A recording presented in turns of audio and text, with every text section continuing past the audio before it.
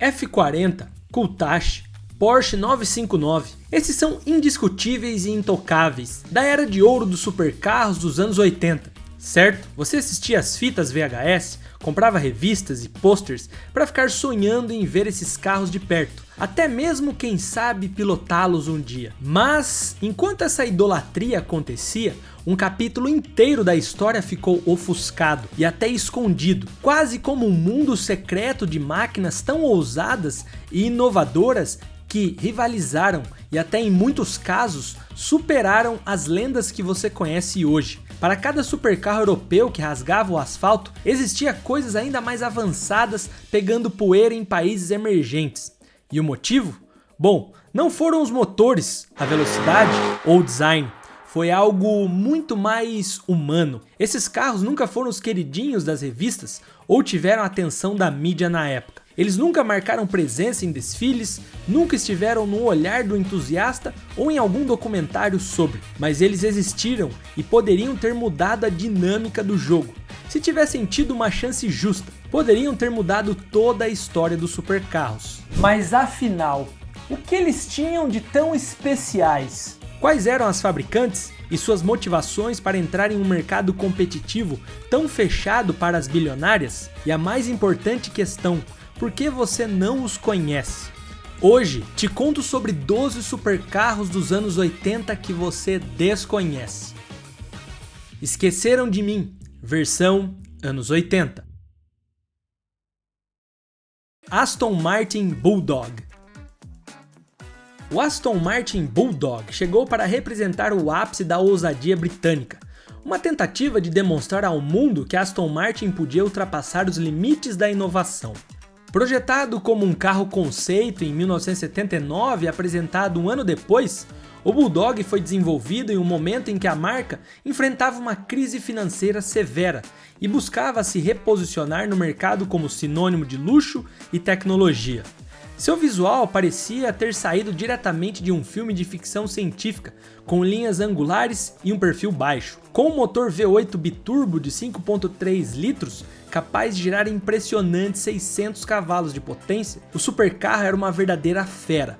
Na época, a Aston Martin estabeleceu uma meta ambiciosa para o modelo, alcançar 307 km/h, e em testes, o carro superou as expectativas, atingindo 309.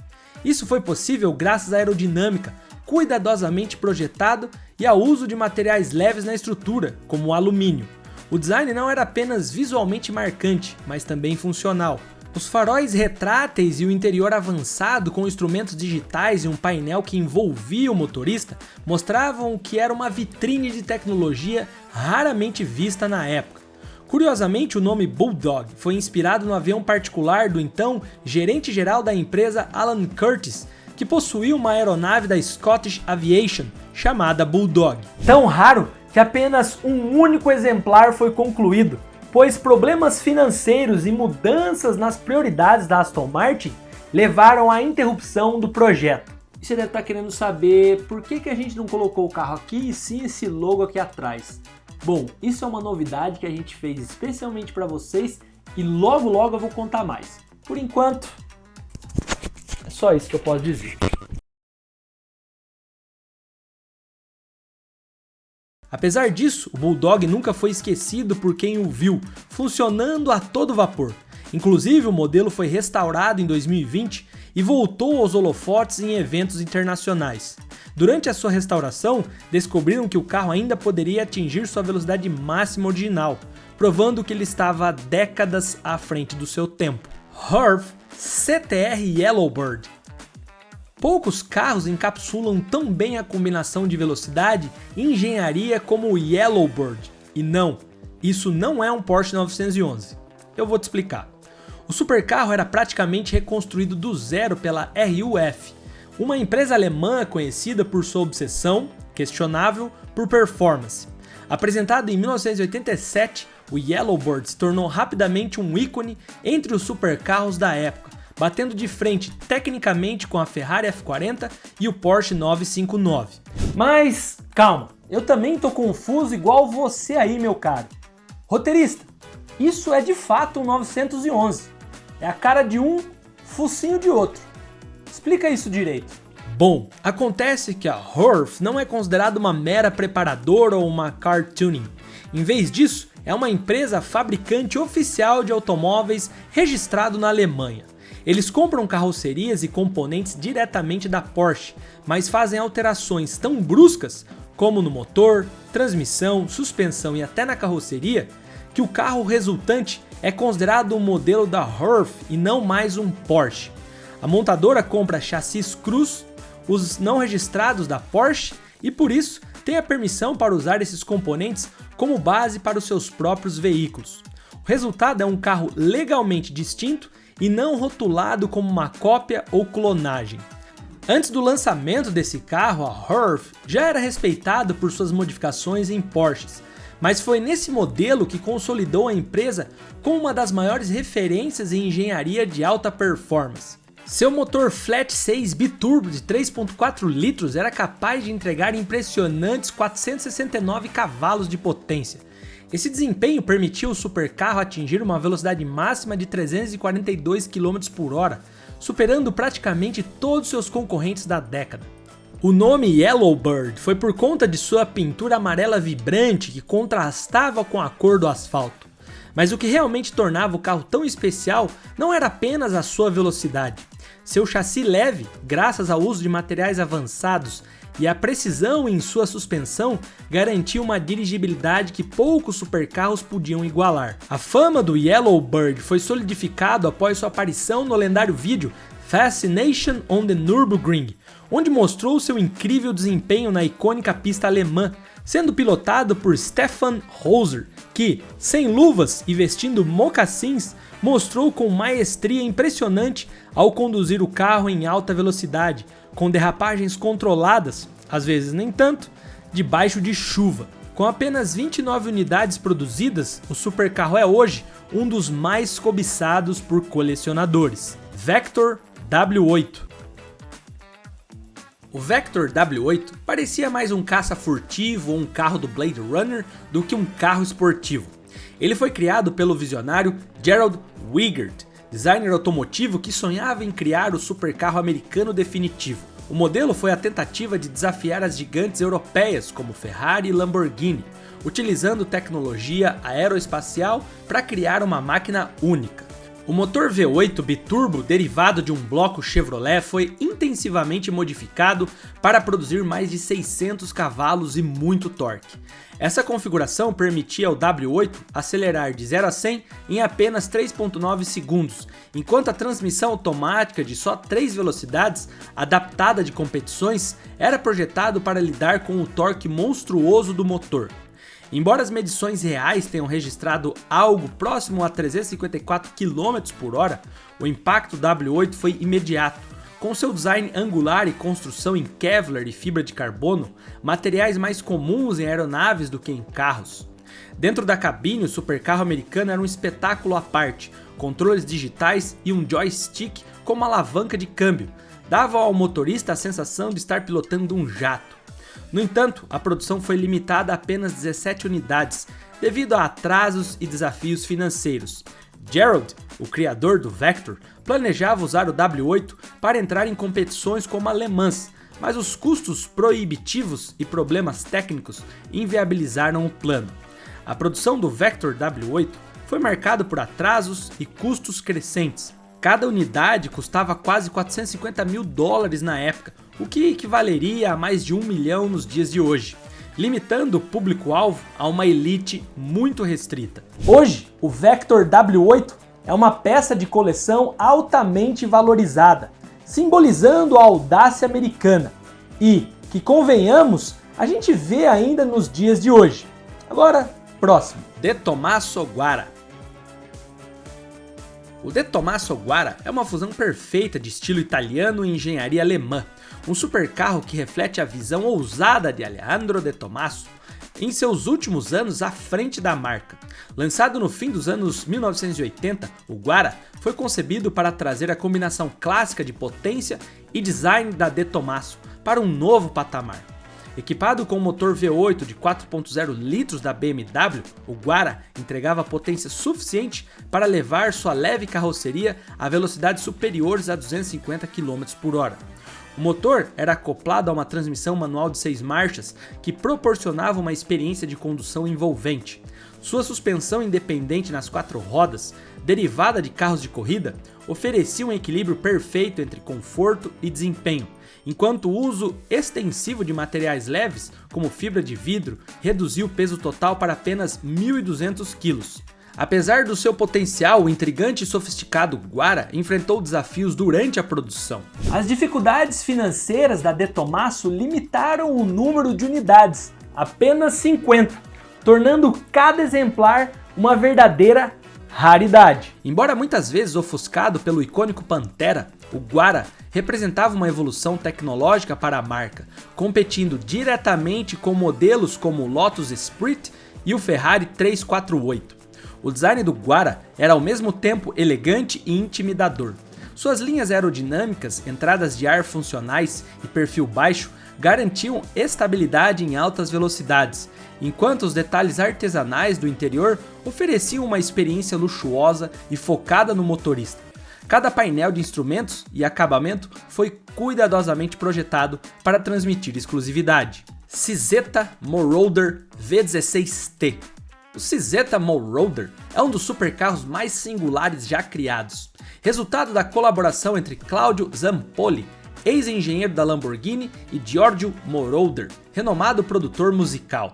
No centro do V16T estava seu motor V16, uma configuração rara e tecnologicamente desafiadora. Formado pela união de 2 motores V8, o propulsor produzia 540 cavalos de potência, permitindo ao carro alcançar uma velocidade máxima de 329 km por hora.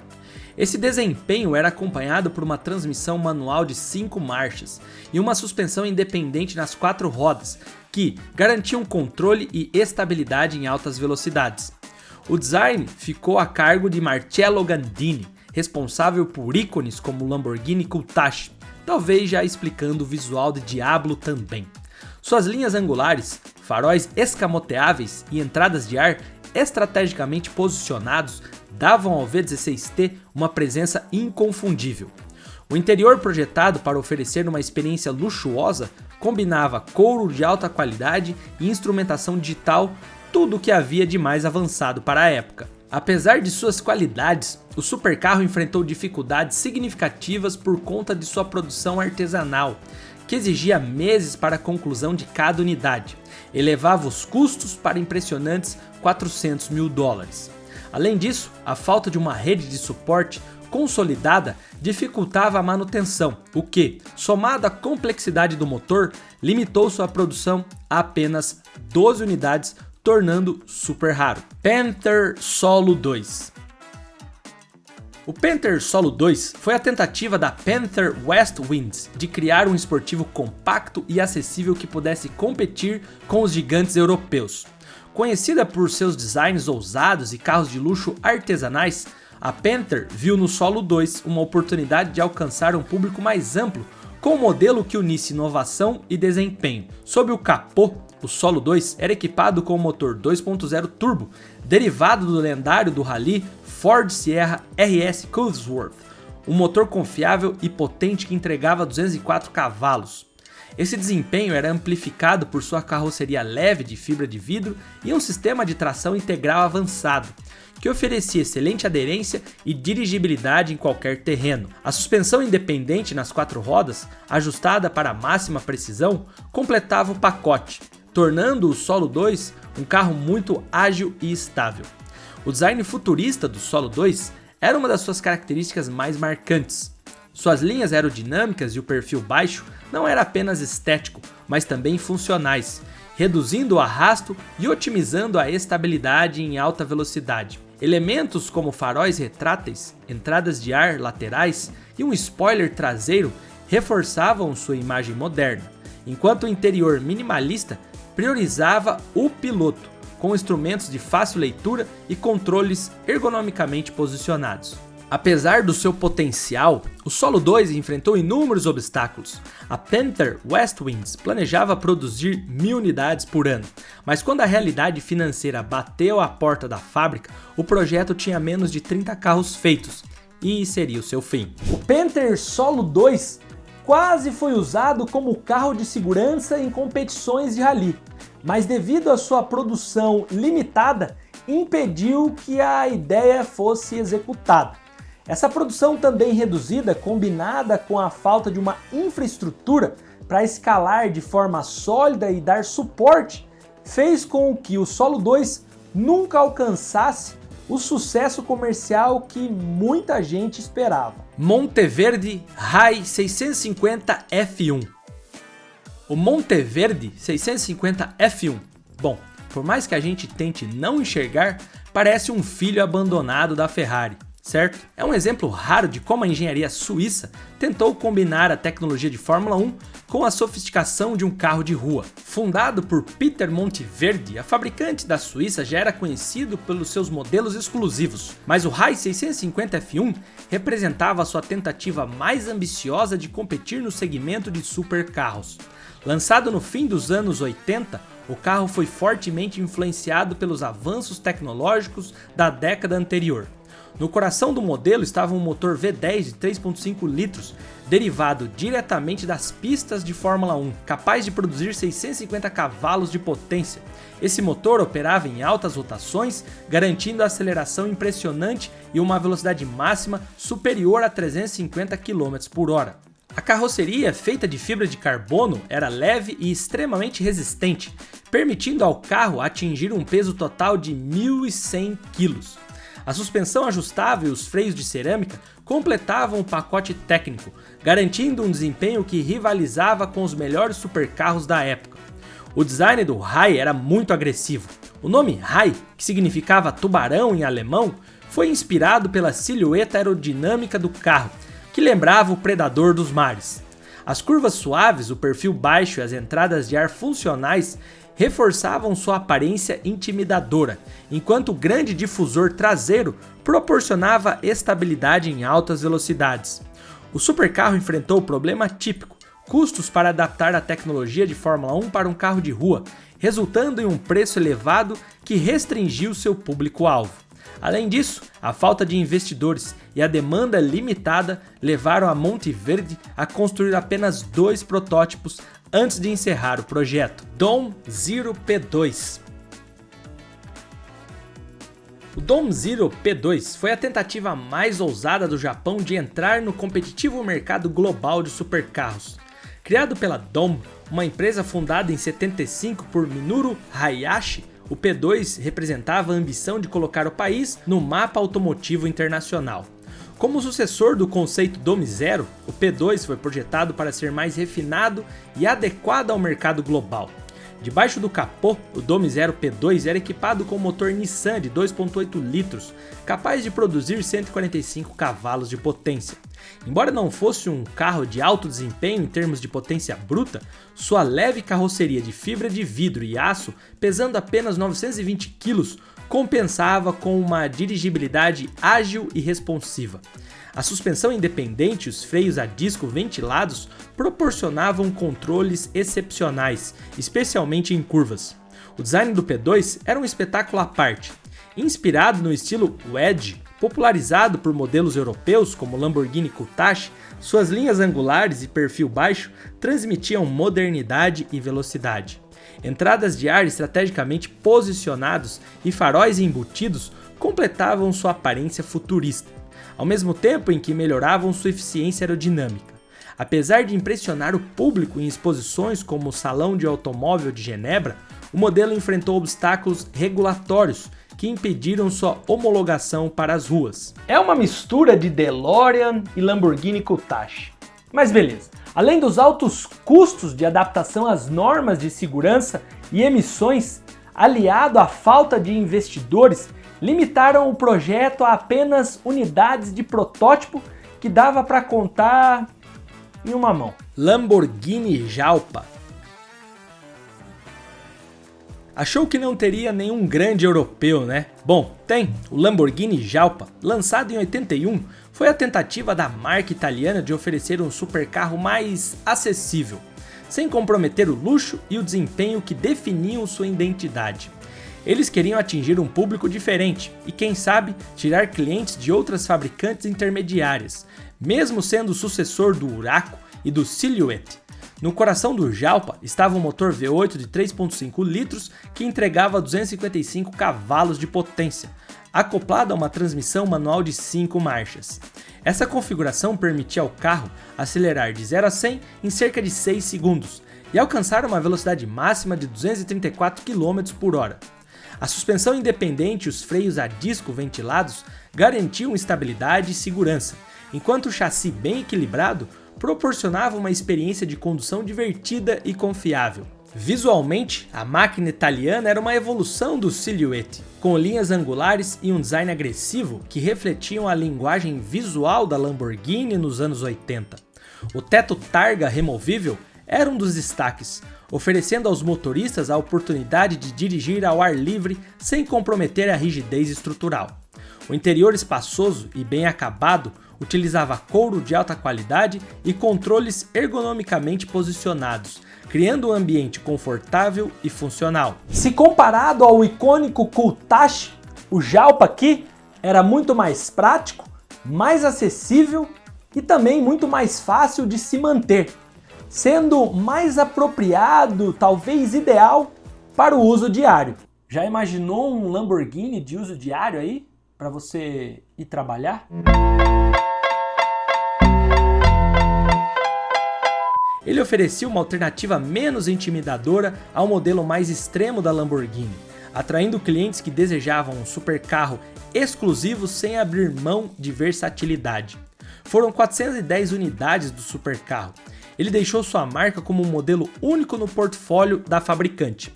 Hoje, ele é altamente valorizado entre colecionadores que o veem como uma peça significativa da história da Lamborghini, um exemplo de como a marca tentou se reinventar em um período de problemas financeiros. Tatra MTX V8. O Tatra MTX foi a ousada tentativa da Tchecoslováquia de criar um supercarro capaz de competir com as gigantes da indústria automotiva. Desenvolvido em parceria com a MTX, conhecida por seus carros esportivos, o modelo representava uma nova direção para a Tatra, que até então era famosa por seus caminhões e sedãs aerodinâmicos. Lançado no final dos anos 80, o MTX V8 era uma mistura de inovação e ambição, projetado para destacar o potencial da engenharia tchecoslovaca. Eu disse que teríamos joias dos lugares mais distintos possíveis, né? Equipado com o motor V8 de 3.9 litros montado em posição central, o MTX entregava 302 cavalos de potência, permitindo uma aceleração de 0 a 100 em cerca de 5.6 segundos. A velocidade máxima era estimada em 265 km por hora. Números impressionantes para um carro desenvolvido em um mercado emergente, melhor até que a própria Lamborghini que mostramos anteriormente. Sua leve carroceria de fibra de vidro e um chassi ajustado para desempenho garantiam agilidade e uma condução responsiva. O design futurista do MTX V8 chamava atenção por suas linhas angulares e perfil baixo. Inspirado nos supercarros europeus da época, ele apresentava entradas de ar funcionais, um spoiler traseiro proeminente e detalhes que equilibravam forma e função. Por dentro, o interior minimalista focava na funcionalidade, com instrumentação clara e um cockpit voltado para o motorista. No entanto, o projeto enfrentou desafios, você já sabe, né? A instabilidade política e econômica da Tchecoslováquia nos anos 80, somado à falta de financiamento e apoio industrial, limitou severamente a produção do MTX V8. Apenas 5 supercarros foram concluídos, e eu me arrisco a dizer que esse mesmo carro, em outro contexto cultural e financeiro, teria sido um dos mais falados dos anos 80 pelas suas características tão equilibradas. Isdera Imperator 108i. O Isdera Imperator é um dos supercarros mais exclusivos e fascinantes que já passou pela Terra. um modelo que exemplifica a visão ousada de Eberhard Schulz, fundador da Isdera. Sua origem remonta ao protótipo Mercedes-Benz CW311, um projeto desenvolvido por Schulz enquanto ele trabalhava para a própria marca alemã. Enquanto a Mercedes decidiu não seguir adiante com o conceito, Schulz negociou os direitos de design e criou a Isdera, dedicando-se a produzir supercarros artesanais e únicos. Lançado em 84, o Imperator trazia características técnicas e de design que o diferenciavam de qualquer outro carro de sua época. Equipado com motores Mercedes-Benz V8, que variavam entre 5 e 6 litros, ele entregava até 420 cavalos de potência, permitindo uma aceleração de 0 a 100 em cerca de 5 segundos e uma velocidade máxima superior a 270 km por hora. A transmissão manual de 5 marchas e o chassi tubular de aço garantiam um desempenho dinâmico impressionante, enquanto a carroceria leve de fibra de carbono contribuía para a sua agilidade. O design do Imperator era tão funcional quanto futurista. Suas portas asa de gaivota, inspirados do lendário Mercedes 300 SL, proporcionavam acesso elegante e prático. O periscópio no teto, uma das características mais inusitadas do carro, substituía os retrovisores externos tradicionais, melhorando a aerodinâmica e reforçando sua aparência de nave espacial. A produção do Imperator era extremamente limitada. Cada unidade era construída à mão e sob encomenda, levando meses para ser concluído. Essa exclusividade, combinada com o preço elevado, restringiu sua produção a apenas 30 exemplares. Apesar disso, o carro encontrou um público fiel entre os entusiastas que buscavam algo diferente dos supercarros tradicionais. Hoje, o Isdera 101i é uma raridade no mundo automotivo, celebrado por colecionadores. Ele pode custar até $1 milhão, fazendo dele um exemplo de como a visão de um indivíduo pode desafiar as convenções e grandes fábricas e criar algo verdadeiramente extraordinário. Giocattolo Group B era um projeto que buscava criar um veículo que unisse desempenho de alto nível e identidade nacional, algo raro em um mercado dominado por europeus e americanos. Lançado em meados dos anos 80, o Giocattolo Group B foi projetado para competir com os gigantes, mas com uma abordagem distinta e funcional. No coração do Giocattolo estava um motor V8 de 5.0 litros da Holden, que produzia mais de 300 cavalos de potência. Esse motor era montado em posição central traseira, garantindo uma distribuição de peso equilibrada e um desempenho dinâmico impressionante. O chassi tubular combinado com uma carroceria de Kevlar reforçado tornava o carro leve e resistente. Essa configuração permitiu uma aceleração de 0 a 100 em cerca de 5 segundos, colocando-o lado a lado com o que tínhamos de melhor na época. O design do Giocattolo refletia sua filosofia de engenharia, agressivo, funcional e focado no desempenho. Linhas aerodinâmicas e entradas de ar funcionais garantiam eficiência, enquanto a cabine minimalista priorizava o motorista, com controles posicionados para máxima ergonomia. Embora faltasse o luxo dos concorrentes europeus, o Giocattolo compensava com a sua simplicidade eficaz. No entanto, o projeto enfrentou a série de desafios de quase todos os carros dessa lista.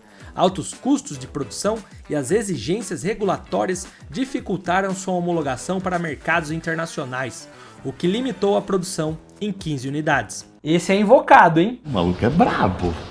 Muitos colecionadores o reverenciam, dizendo que ele representa o espírito desafiador dos seus criadores, que ousaram competir em um segmento dominado por gigantes. Apesar de você provavelmente nunca ter visto nenhum desses supercarros antes, eles merecem nosso respeito e admiração, muitas vezes criados em contextos desafiadores com recursos limitados, vivendo em países quebrados ou em crise. Sem patrocinadores robustos, essas máquinas foram resultado de pura determinação e visão de seus criadores, na busca por eternizar alguma máquina no panteão dos automóveis mais cobiçados do mundo, e onde poucos chegaram, como o 250 GTO, que se tornou o santo graal do mundo automotivo. Com preços astronômicos e extrema raridade, essa obra-prima de Enzo Ferrari é desconhecida até pelo entusiasta mais conhecedor. Bom, se ajeita aí que te conto mais sobre ele em 5 segundos, te vejo já!